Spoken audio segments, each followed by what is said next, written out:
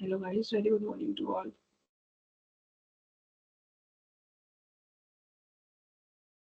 Good morning, ma'am. Good morning, Sonali. Good morning.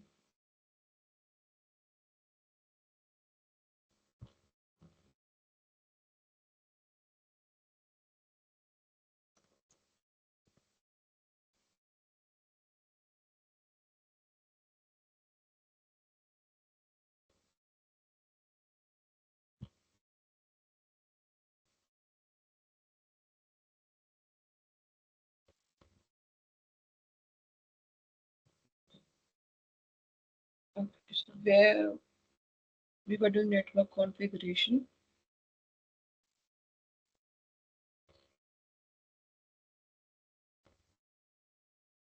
So once I complete the theory part, then I'll be explaining you the practical part. Okay.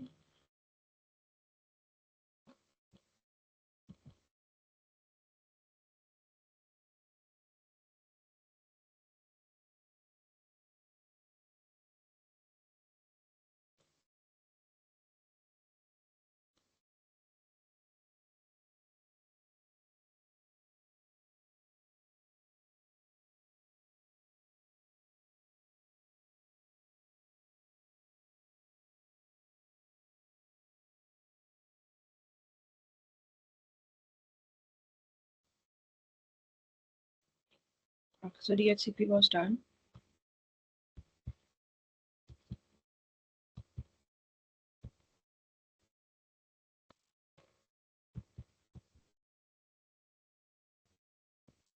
DNS, what is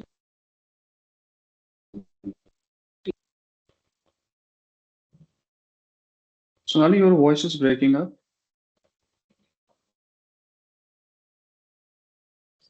okay? Is it okay? No, Sonali, your voice is still breaking up. Okay, I'm correcting again.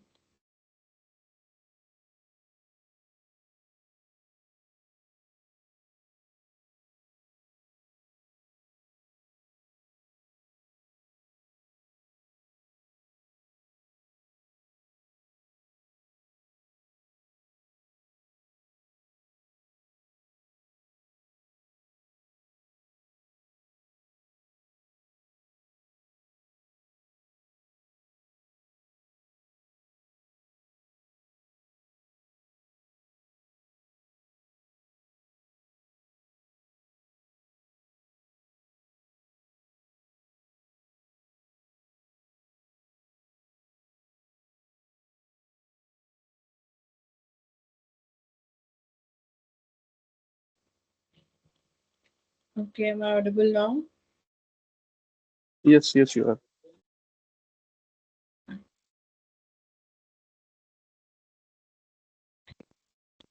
Yes. Okay, so DNS stands for Domain Name Service. Okay, it is used to resolve host names to internet protocol, IP address, and vice versa. It means they are used to assign if an IP a host name or host name an IP. Okay, vice versa the things goes. Okay, if there is a host name but no IP, their duty is to assign.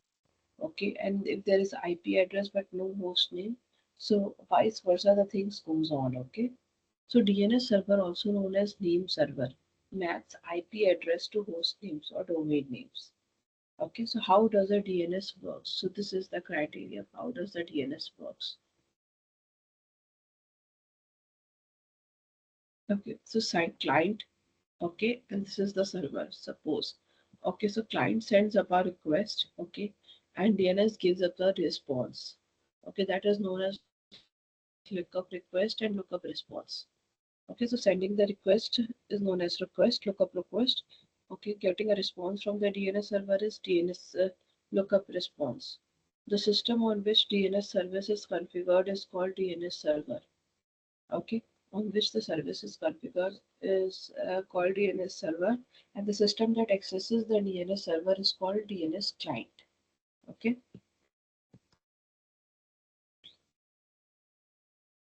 Okay, so now the question arises that from where does this gets the IP addresses and all? Okay, means that how does DNS search among different IP address and associate your domain name correctly? Okay, who stores those mapping between domain names and IP address? Okay, so all these question arises. So this is the photograph. Okay, this is a picture which illustrates this. Let's suppose I am the client, I am the local host. Okay, suppose I am the client and I am the local host. Okay, there is a resolver in middle of it which is called ISP, Internet Service Provider. Your LANs and all your Wi-Fi, these are all ISPs. Okay, these are Internet Service Provider. Okay, so suppose I as a client sends a request. Okay, the request goes to the ISP. Okay, so there are three servers behind it: root server, TLD, top level domain server, and name server. Okay, authentication name server. So three servers are there. So what happens now? Okay, now suppose a client searches for the domain, uh, this example.com. Okay, the request will first initially go to ISP. Okay, the client will send a request to ISP firstly. Okay, since it is in the mid, so the request from the client will be sent to the ISP. Okay, so it will respond to the user's request to resolve a domain name. Okay, so it will respond to the request. Okay, if the IP address is not found. Okay, if ISP does not have the IP address, is it sees that the client does not have the IP address of the okay, so the request is forwarded to a root DNS server. Okay, and so okay, the request is forwarded to all those three servers. Okay, top level domain server and root DNS server. Okay, so TLD serves stores information for top level domains such as .com and .net. Okay, so .com and .net information is stored in TLD servers only. Okay, so requests are forwarded to the name servers. Okay, which know detailed information about domains and IP address.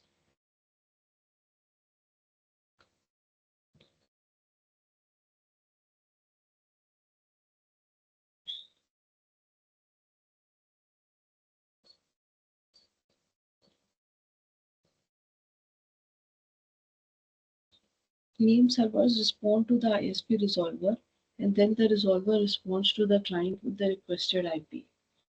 Okay. When the resolver doesn't know the IP, it stores the IP and its domain in a cache to service future queries. Okay. So name servers respond to ISP. Okay. And then the resolver respond to the client with requested IP. Okay. So so what was this that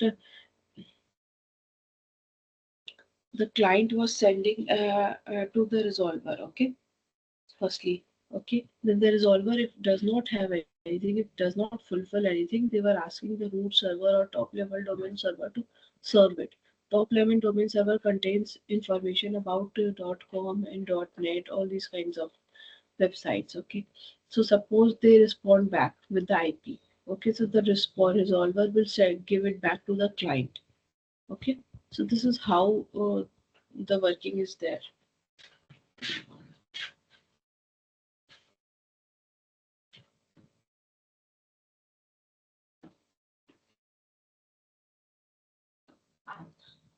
So when the resolver doesn't know the IP, suppose it stores the IP and its domain in a cache to service future queries. Okay.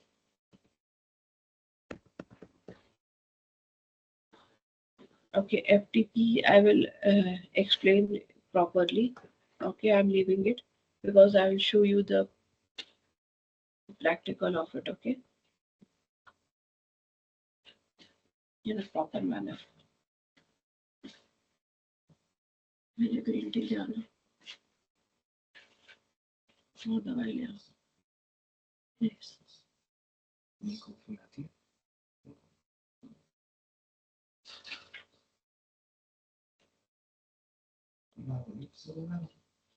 Okay, so next is NFS. Okay, so what do you mean by NFS?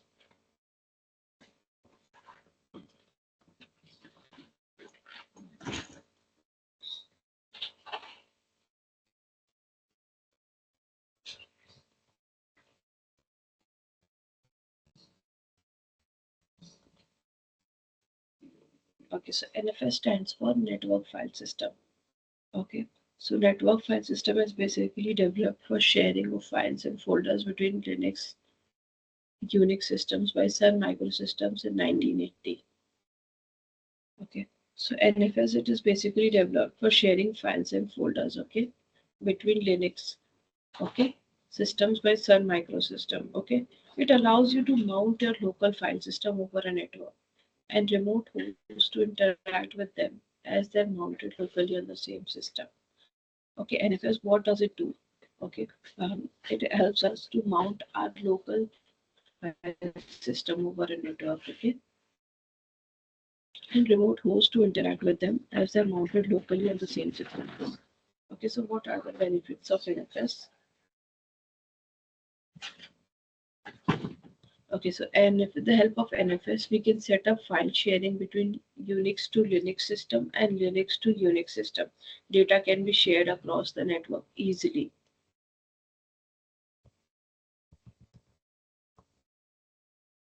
Okay, so these are some benefits of NFS.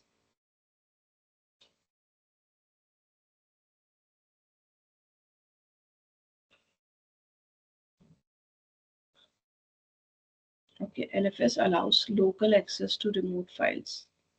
Okay, it allows local access to remote files. It uses standard client-server architecture for file sharing between all Unix-based machines. With NFS, it is not necessary that both machines run on the same operating system. With the help of NFS, we can configure centralized storage solutions.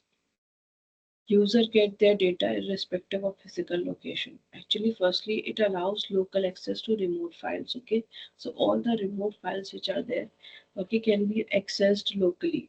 Okay, then client server architecture is there. Okay, so file sharing becomes easy for all the Unix based machines. Okay.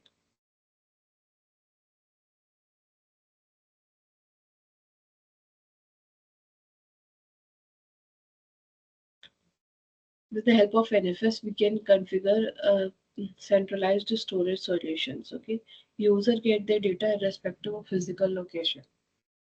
No manual refresh needed for new files.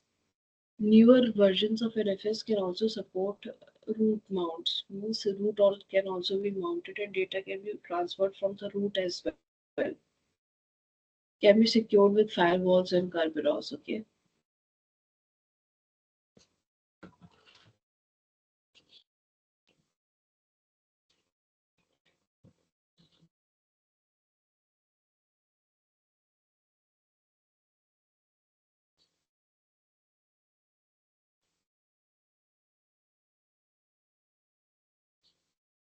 Okay. So how to set up NFS? Okay.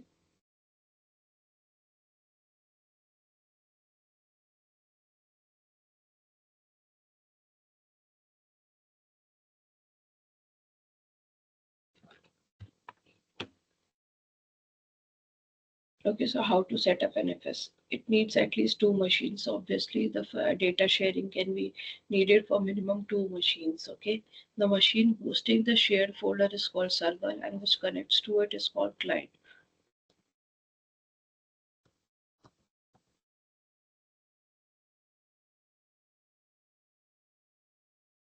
Okay, so firstly, what you need to do is you need to install the package of NFS. Okay, then you need to run the command. You have to start the service. Okay, so firstly you have to do the NFS on, then RCP bind is a service you need to start. Okay, and NFS also you need to start.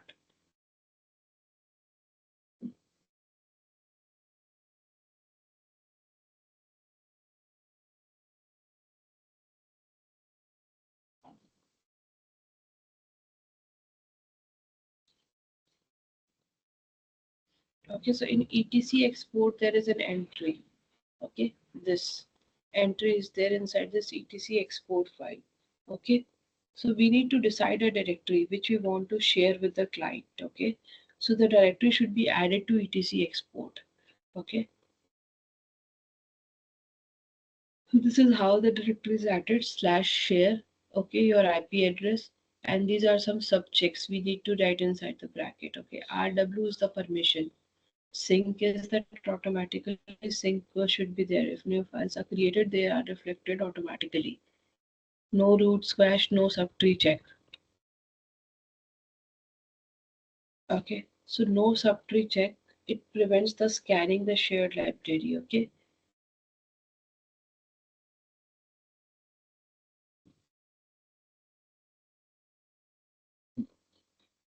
Okay, as NFS performs the scan of every shared directory, disabling the subtree check will increase the reliability but reduce the security. No root squash. Okay, this will allow all the root user to connect to the designated directory. Okay, so once we enter the details in etc export directory, in etc export file, sorry, then what we need to do is that export fs-a. Okay, so these all things were for uh, server side. Okay, now it has been exported. Now I need to configure my client. So I need to install some packages. Okay, so I need NFS utility and libraries.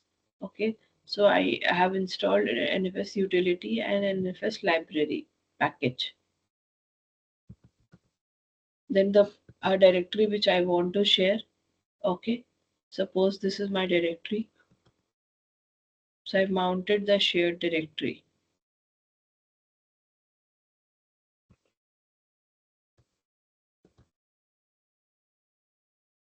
So these are the file data. Okay,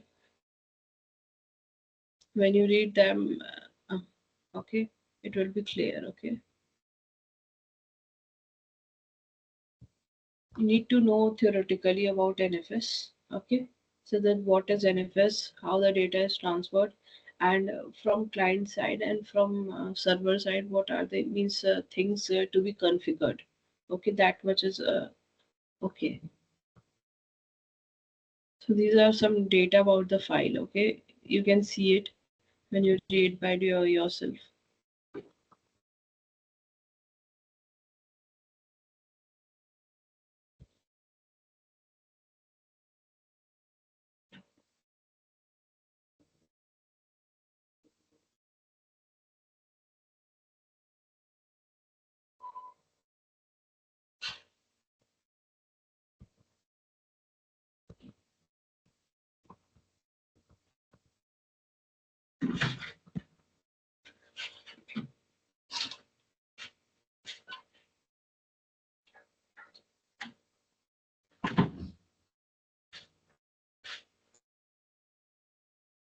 So some options and important commands of NFS.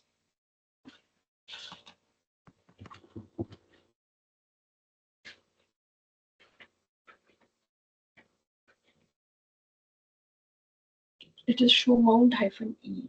Okay, so this is that show the available share on the local machines. So needed to run on the server side. Okay, on both sides we can run the show mount -a. Okay, this will show that the remote server shared folders. Okay, which are needed to run the on the client side. Export -v. Okay, so what do you mean by export -v?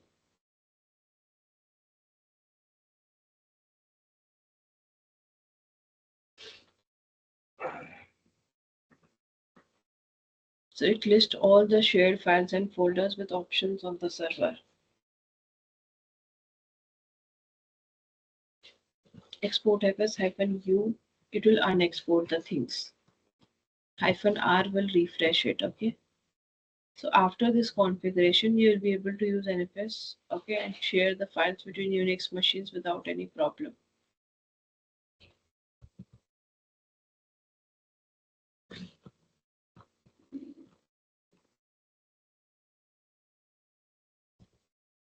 Okay, next is Samba server. Okay, so what is Samba server? Okay, it is one of the most powerful servers in Linux. Okay, which enables us to connect various resources like printers and files with several operating systems. Suppose one printer needs to be connected across a network, okay? Means to suppose you need to connect it to the server, okay? So that multiple clients can access it, okay? For that purpose, the Samba server is useful. Okay, so this is saying that it enables us to connect various resources like printers and files with several operating systems. Okay, so this is an open source software which is considered as the implementation of crucial protocol, server message block, or common internet file system.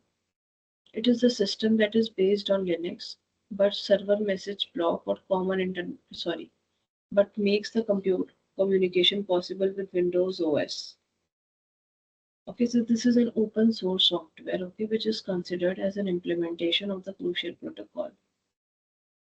The main purpose of the server is to share the files on or the printers so that they could be used efficiently. The reason it's considered as a powerful system is due to its capability to perform resource sharing. Okay, since it has the capability of performing resource sharing, okay, that's why the server is used to share the files or the printer so that they could be used efficiently. Okay, so the server is totally dependent upon SMB or CIFS protocol.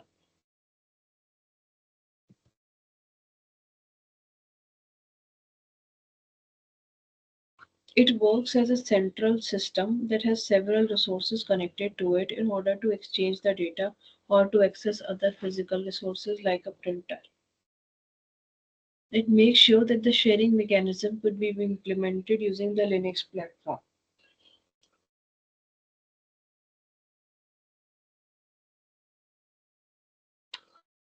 In the usual case, the process to share files or other documents is pretty complex when it comes to exchanging the data between different OS. But the systems that are connected with Samba server can exchange the files easily. It is saying that the systems connected across network, the data shared or the files shared have some problems or it is little bit of typical. But with Samba server, it is easy. Okay, so how to create Samba user? Firstly, user add. Okay, add a user. Okay, then give a password to the user. Okay, then you start the service, Samba service. Okay, then go on the browser. Okay, and search for this website. Search for any IP address. Okay, then you will be able to see all the folders available over there. Okay.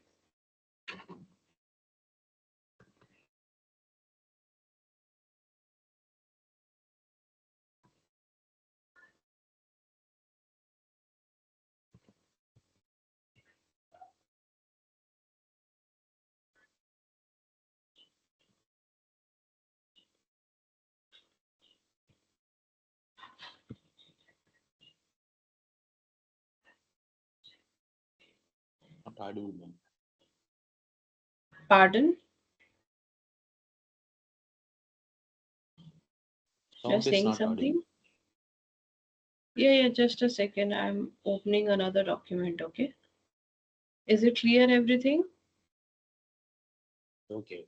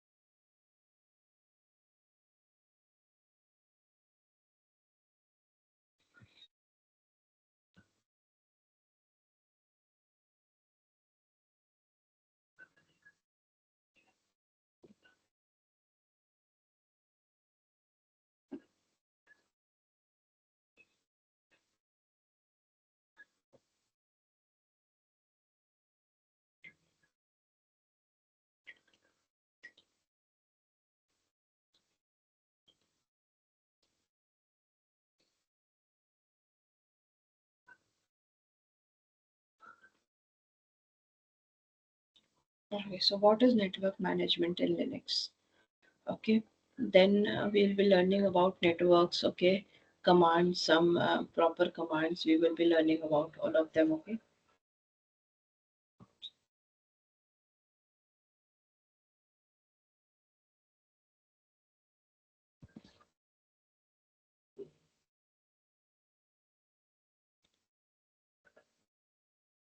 So what is network manager in Linux? Okay.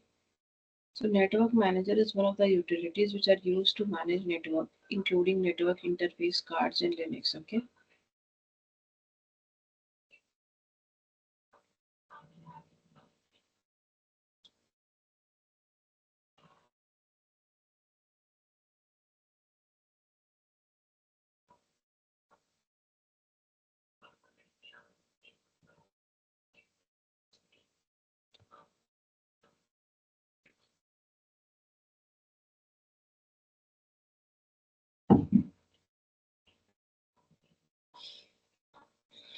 So network manager is one of the utilities which are used to manage network, including network interface cards in Linux. Configuring and managing network with network manager does not require creating scripts manually, unlike when using network scripts. Network manager was introduced to easily manage network, eradicate the need for creating scripts. Okay, actually what happened is that network manager is for that we need not to create scripts for connection over network. Okay, so there are some certain programs, certain commands, okay, through which our work is made easier. Okay, so what is network service in Linux firstly?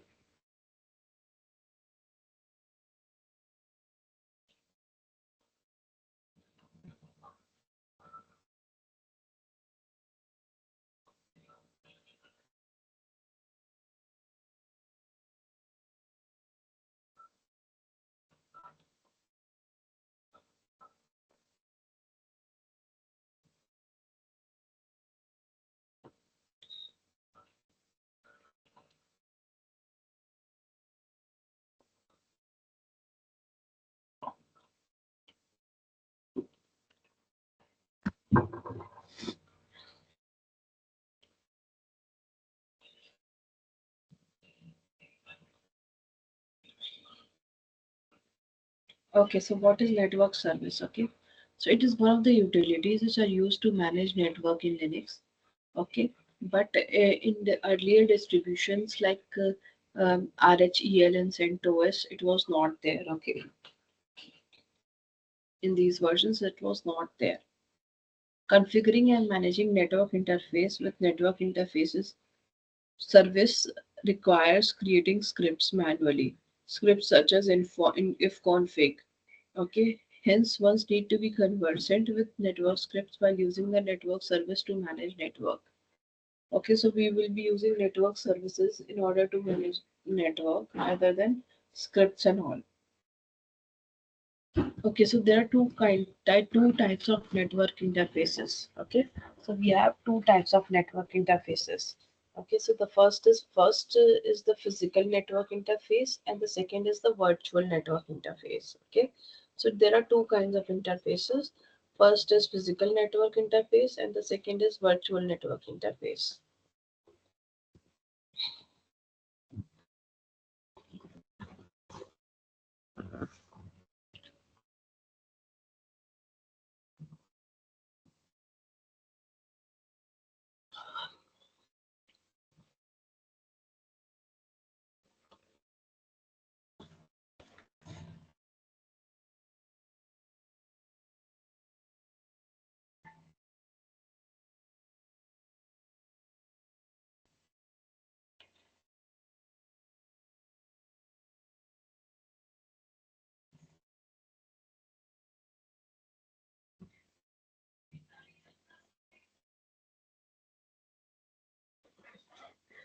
A physical network interface represents a network hardware device such as NIC, okay, WNIC or a modem.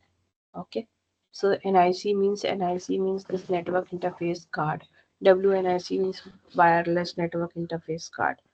Okay, so these are. Then a virtual network does not represent a hardware device but is linked to a network device.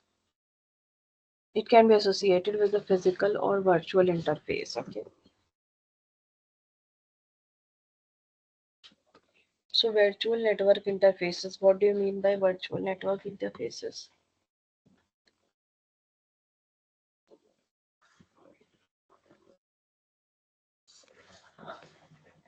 We have different commands. Okay, let me show you the practical.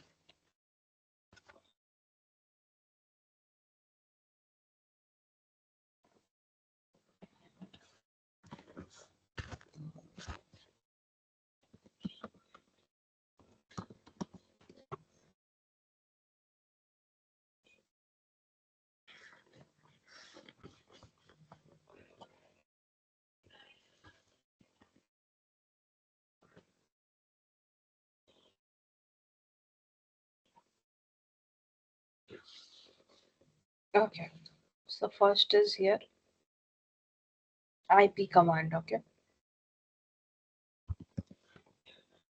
so when I just type IP, it is showing me that this is not the way. You need to give the option with it as well. Sorry. Okay, option with it as well. Okay.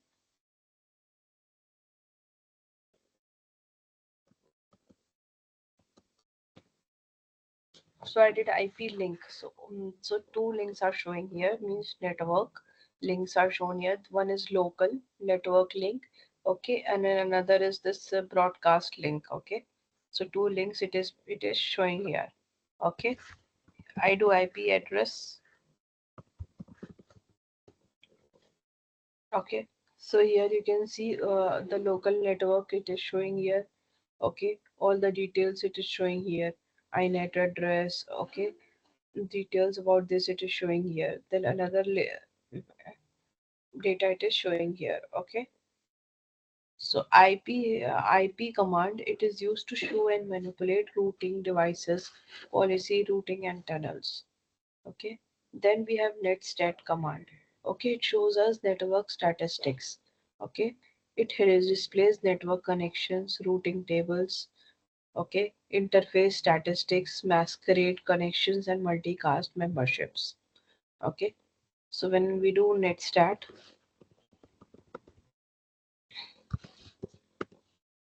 so you can see the details it is showing here. Destination, gateway, okay, generic mask, flags, all of these things are there. Okay, so it is used for masquerade connections and okay. Then we have if config. If config command is quite useful as we are able to, if we want to see the IP address of our system, okay. For that purpose, we use this if config command, okay. So here I did if config hyphen e, and you can see all the details here it is showing. Okay, so I'll be taking out my IP address. So this is my IP address 10.2.0.2.15. Okay, so this is the IP address of my system right now.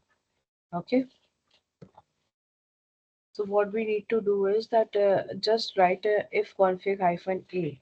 Okay, and you will be able to see the IP address. Okay, so inet you can see here. This is the IP address. Okay, this is my net mask. Okay, to 255, 255.255.0. Okay,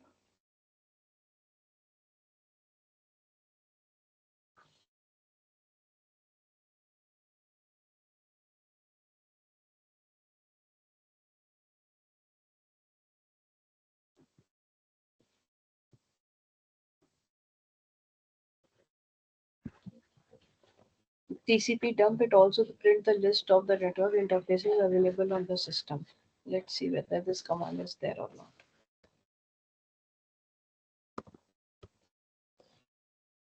Okay, so it says it does not have permission on that device.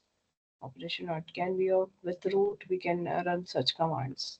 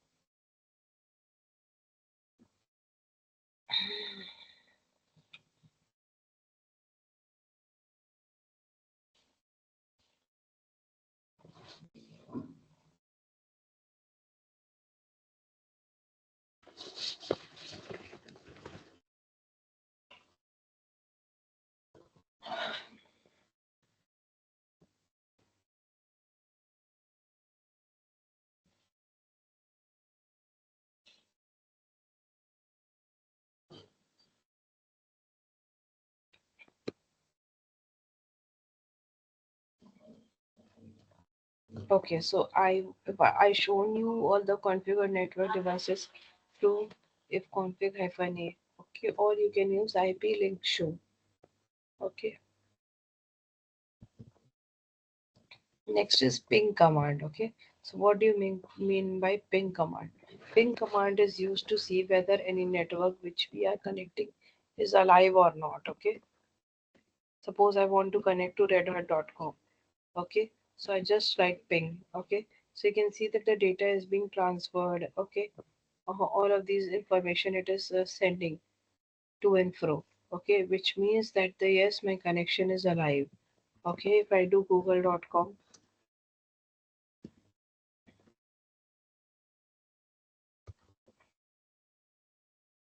so you can see all the data is being transferred.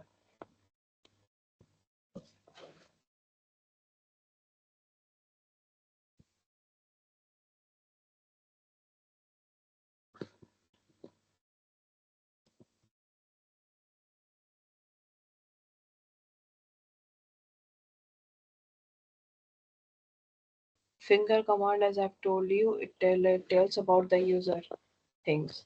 Okay, host command, what is the help of host command?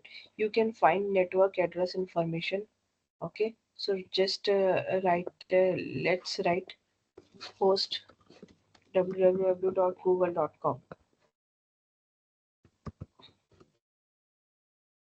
So you can see that the address of google.com IP address is this of google.com, and IPv6 address is this. Okay, this is a kind of encrypted address.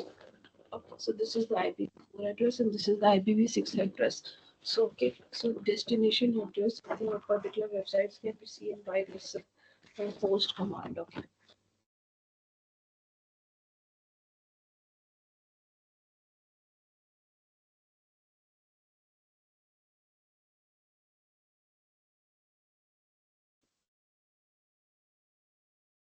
Next, we have this trace route command. Okay, trace route command is used to check the route through which you are connected to the host.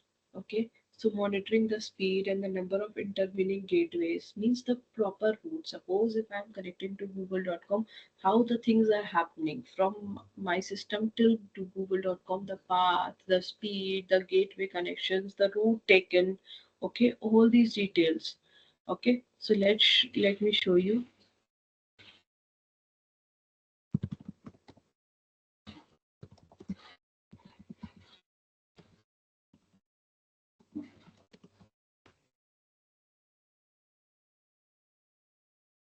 Okay, the speed and everything it is showing us. Okay,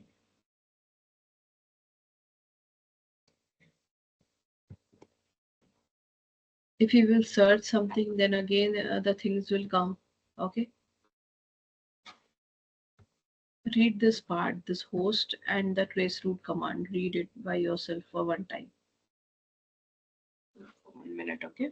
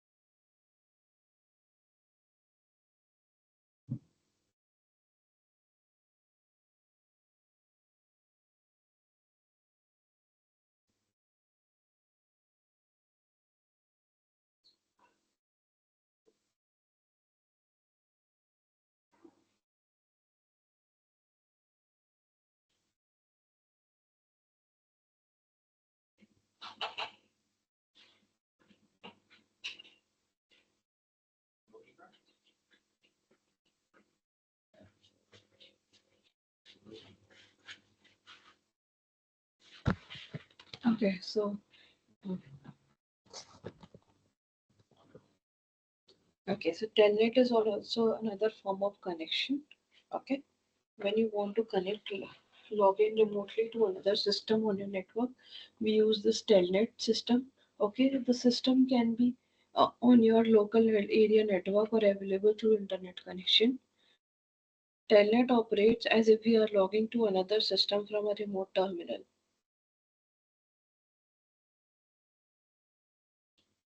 Okay, so instead of using telnet, it is saying that the more preferred option is the protocol is SSH, okay, which is encrypted and more secure. Next is XINETD. Okay, so what do you mean by XINETD? XINETD is the extended internet daemon. Okay, it is an open source daemon which runs on many Linux and Unix systems and manages internet based connectivity. Okay, it offers a more secure extension to INETD, the internet daemon. So we have this INETD, the internet daemon. Okay, so XINETD is the extended version of the internet daemon. Okay, it performs the same function as INETD. It starts programs which provide internet services. So instead of having such servers started at system initialization time, okay, and until be dormant until a connection request arrives. XINETD is the only daemon process started, and it listens on all the service ports for the service listed in its configuration file. Okay, so when a request comes in, XINETD starts that appropriate server. Okay, so because of the way it operates, XINETD is also referred to as super server.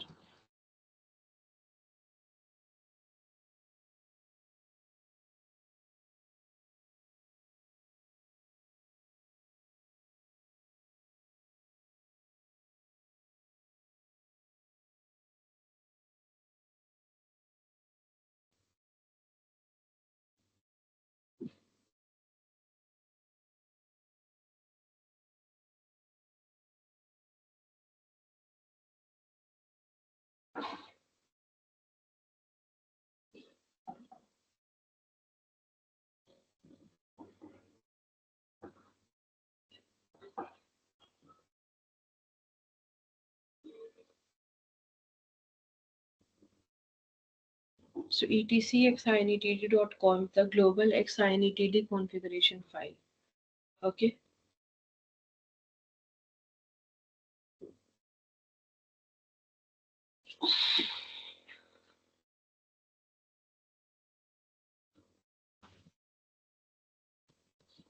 Okay, so this is all the steps about this XINETD service. Okay, and this is the file written. Okay, I'll explain you from starting. Okay, so these parts we will be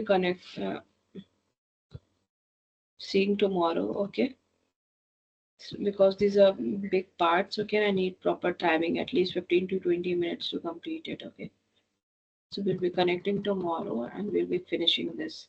Okay, from XINETD. Is it clear to all of you? Yes, ma'am, clear. Okay, yeah, so we'll be connecting tomorrow. Thank you so much, guys.